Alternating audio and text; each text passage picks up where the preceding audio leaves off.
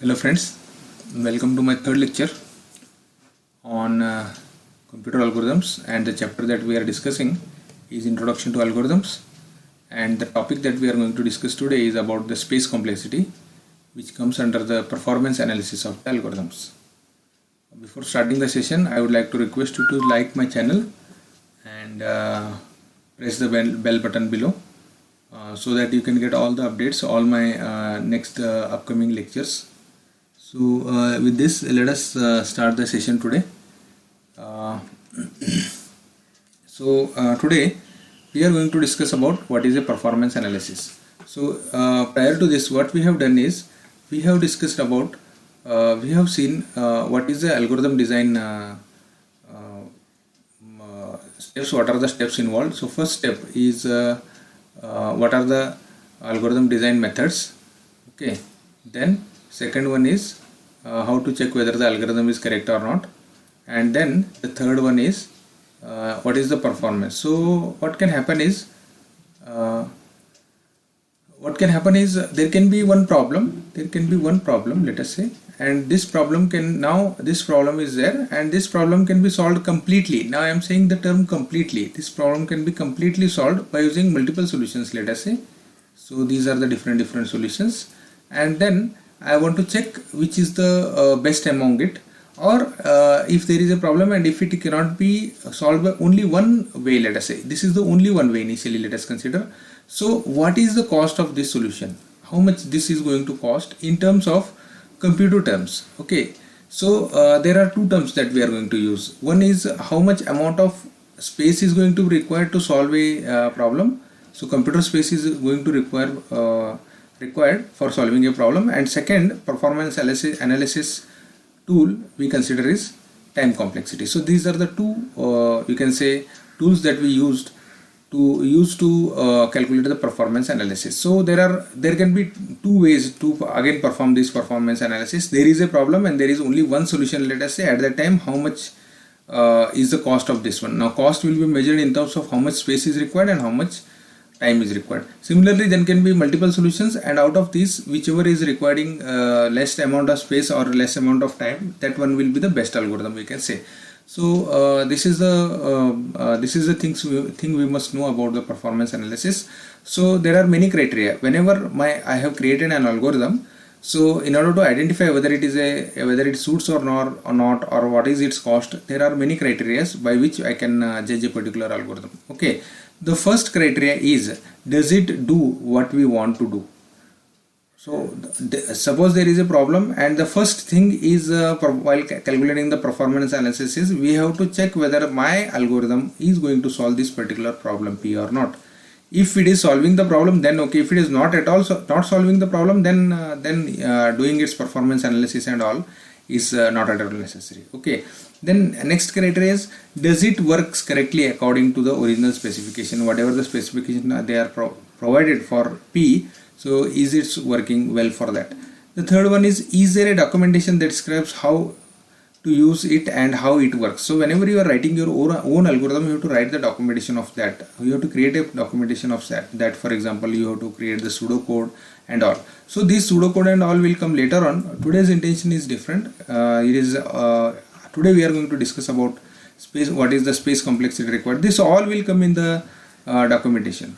Okay, all the things will come. But for now, we are going to concentrate in today's lecture about the space complexity. So are the procedures created in such a way that they can perform logical subfunctions, and is the code readable? These are the basic things needed.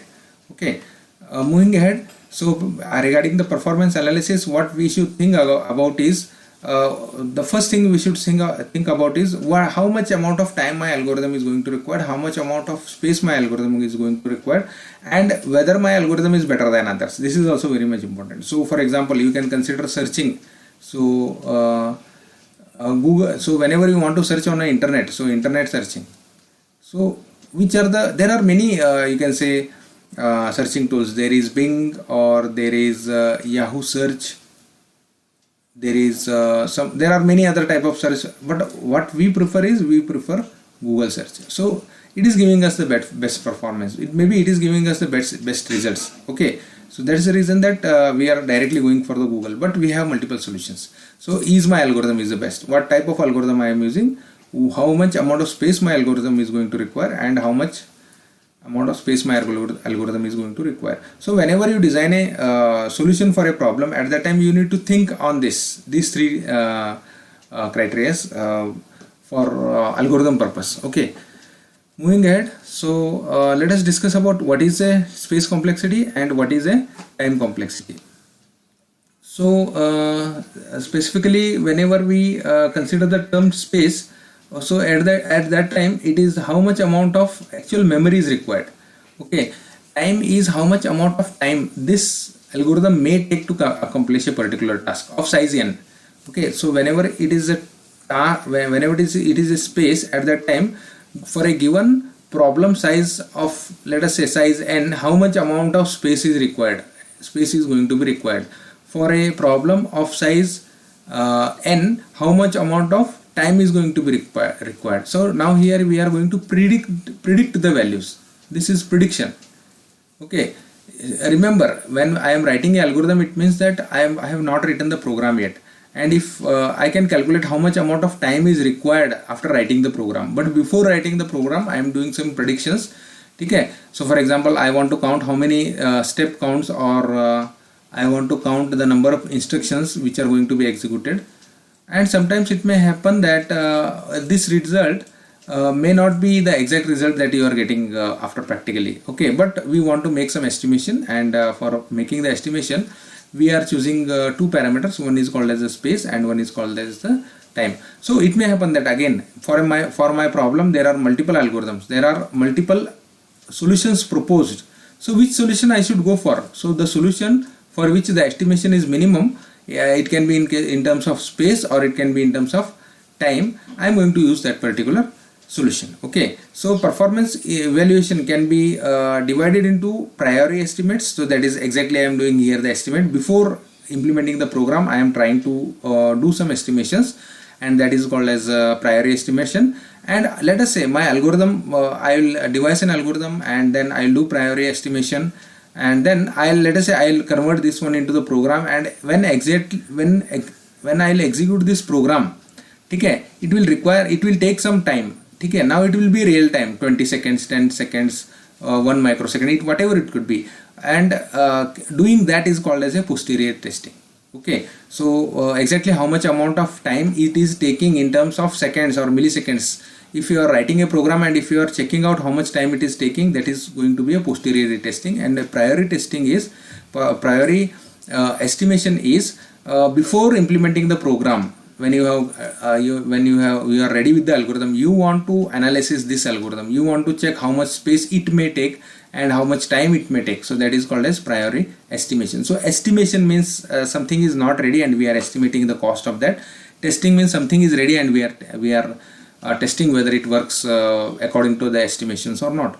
Okay, and we refer to this these terms as a performance analysis. The first one is performance analysis and second one is performance measurement. So first one is performance analysis and second one is performance measurement. Okay, so this is the term about time and space complexity. So performance analysis, so whenever it is performance analysis, you have to consider these two terms. One is called as space complexity and another is called as time complexity. Moving ahead,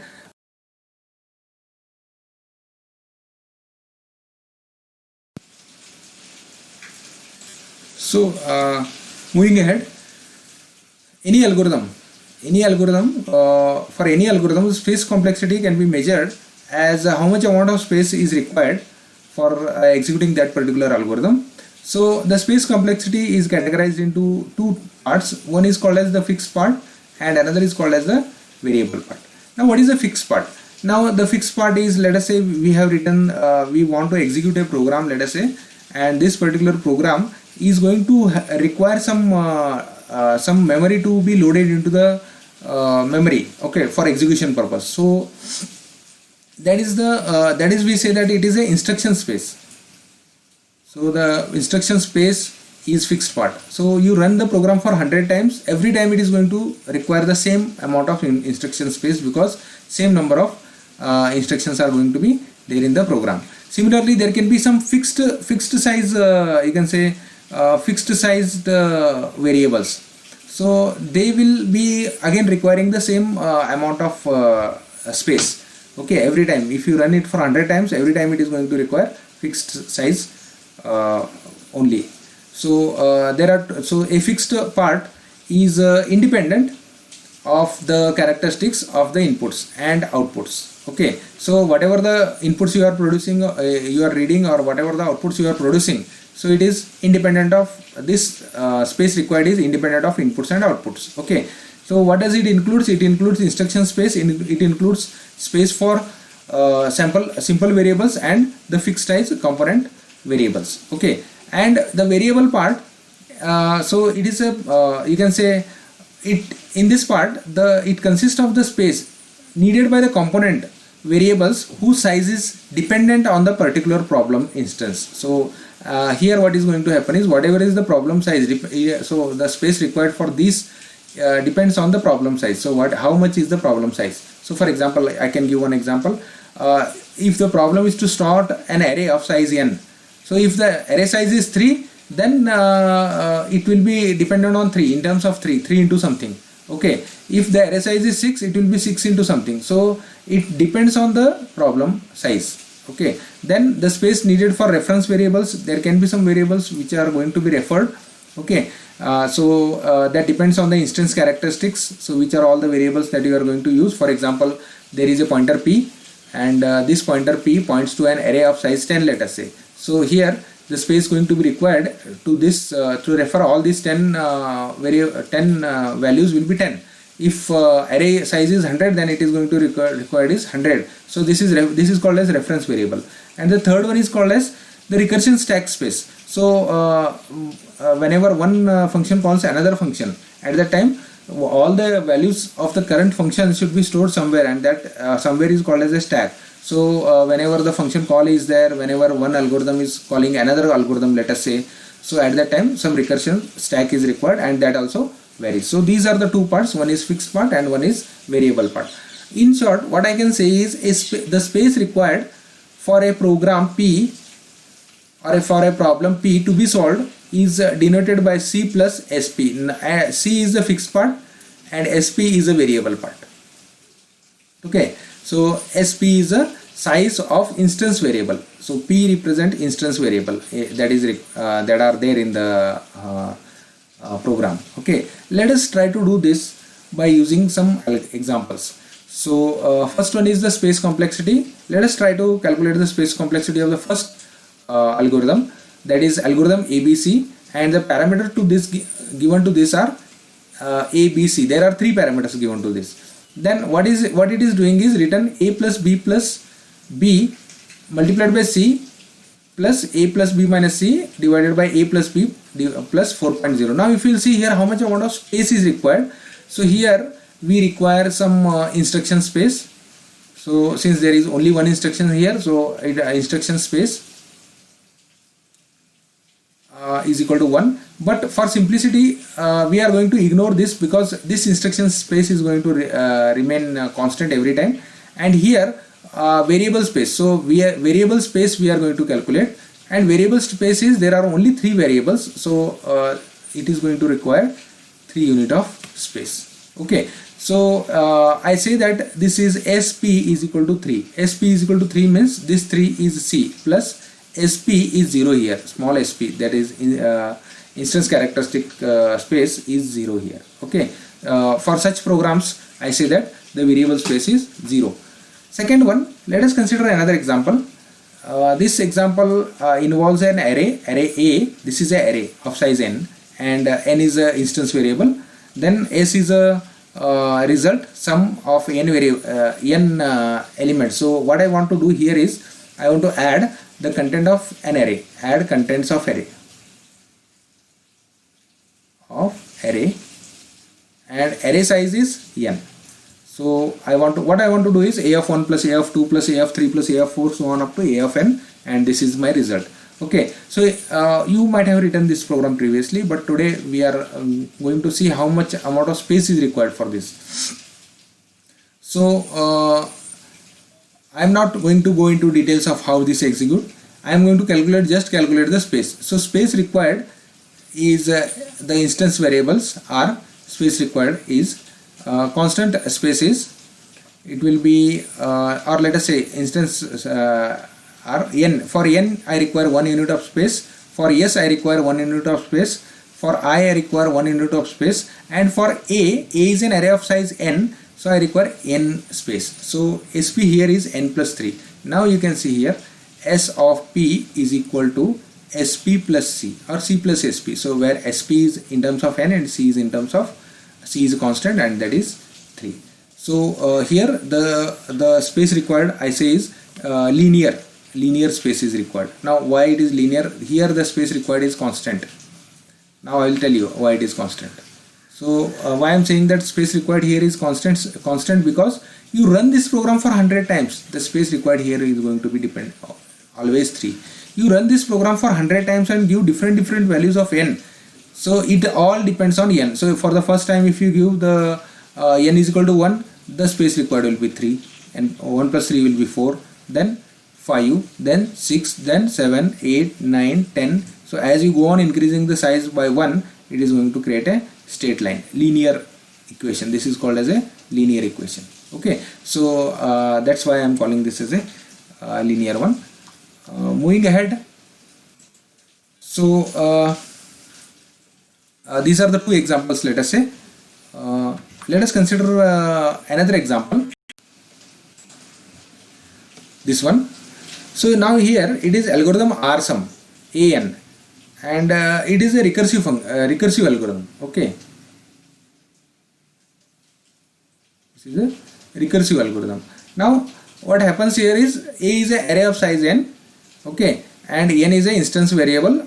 It indicates what is the size of the array, and what is happening here is, so what I am going to do is array a and n I am passing. So if let us consider n is 10, so I am passing a 10 to this.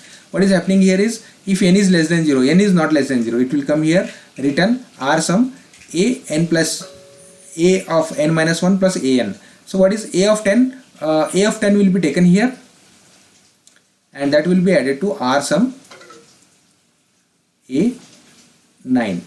Okay, now remaining 9 numbers will be added from 1 to 9. So 9, it will come again here. What is going to happen is a, now it is the value is 9 here and n is 9 here. So now what is going to happen is a, this, how this will be calculated is, it is a of 9 plus R sum, now array a comma 8.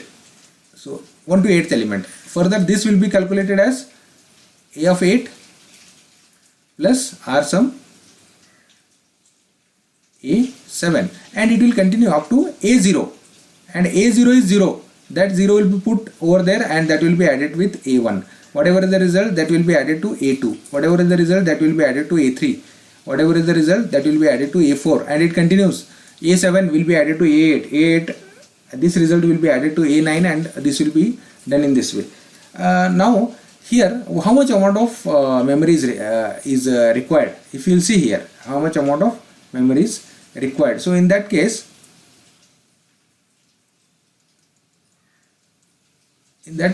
how to calculate this one? So this is some different type of issue. What is happening is, every time I require n is equal to 1. For n I require 1 space, and for array a I require 10, because array size is 10. But what is happening is, whenever this a of, whenever R sum a10, let us say size of n is equal to 10, whenever it is, what it is doing is, it is R sum a9 plus a of 10. So this 10 remains fixed, but a9 is going to be recursively calculated. Now whenever one function calls another function, let us say there is one function, and if it calls another function, okay, what happens is, there is a recursive stack space in your system. There is a recursive stack space. So what happens over here is, whenever one function calls another function, all the variables related to the first function will be put onto the stack. So the value of n will be put onto the stack. The value of n is 10. The array will be put onto the stack. Then the program counter will be put onto the stack. Program counter is a pointer which is pointing to the next instruction. Actually I was executing this instruction, okay, my processor was executing this instruction. At that time my program counter is pointing to the next instruction. Next instruction is end. Okay, but it called another instance. It directly jumped to another location. So for that purpose, program counter is also required. Then next time, whenever A9 is there, it is what it is going to do is it is going to call again rsum A8 plus A of 9. That is, it is calling another function, and there over there, what is the value of n? Value of n is 9. A program counter also there. So it happens for 10 times. That means it happens for n times. Whenever you are writing whenever you are considering a recursive algorithm of size n, so it happens for n times. It happens for n times, and each time how much amount of data is stored? So it is 3 into n plus some local data. For example, initially n was required, or if you are using any other variable, so it can be 3 into n or 3 n plus 1. So for simplicity we will consider only 3 into n. So this is very much important to understand how to calculate the complexity of recursive algorithm. So it is 3 into n. Now I am going to do one comparison. Okay, I have written two algorithms. One is rsum and one is sum a of an. So the first algorithm is having the space complexity 3n plus 3. Sorry, it is n plus 3. The first algorithm is having the space complexity of n plus 3. This algorithm, and so this is sum, and my rsum algorithm is having the space complexity of 3n. Now, which is the better among these two? So if n is equal to 1, this requires 4 memory locations, this requires 3 memory locations. If n is equal to 2, it requires 5, it requires 6. If n is equal to 3, it requires 4, it requires 9. If n is it requires not 4, it requires 6. Next it requires 7 for 4, so 3 into 4, 12, and it continues. So it is 4, 5, 6, 7, 8, 9, 10, 11, and here it will be 15, 18, 21, 24. So growth here is more. Growth here is, you might have heard from your teachers that linear algorithms are better than recursive algorithm. Why they are better? You can see how much space it is requiring. It is requiring more amount of space. Okay, so that is the reason that people say that it is better to have a linear program than the recursive program. Moving ahead, we will do another last analysis for two-dimensional array. Okay, and the program I am going to consider is let us say matrix addition. So whether I will check whether it is there. So okay, this is the program for matrix addition. Okay, I am not going to go into details of this program. I am not going to discuss about how this executes. I am just going to calculate how much is SP. Okay, so here you can see A is a two-dimensional array, B is a two-dimensional array. So the size of the two-dimensional array is m by n. So size of A is m into n, size of B is m into n. Okay, size of C is a resultant array. So again this is m into n. Then m is a instance variable which has which is a you can say static value, or which is a constant value, and n is also static value, and it will require some constant space. So it is m1 and n1, that is 2 amount of space is required. For this particular program, the amount of space required is 3mn plus 2. If I assume that these three are the square matrices, now here I am given m into n size, but instead of this, if I consider that these are the three matrices of size n by n, so at that time the space complexity will be, this will be the different space complexity of size m by n.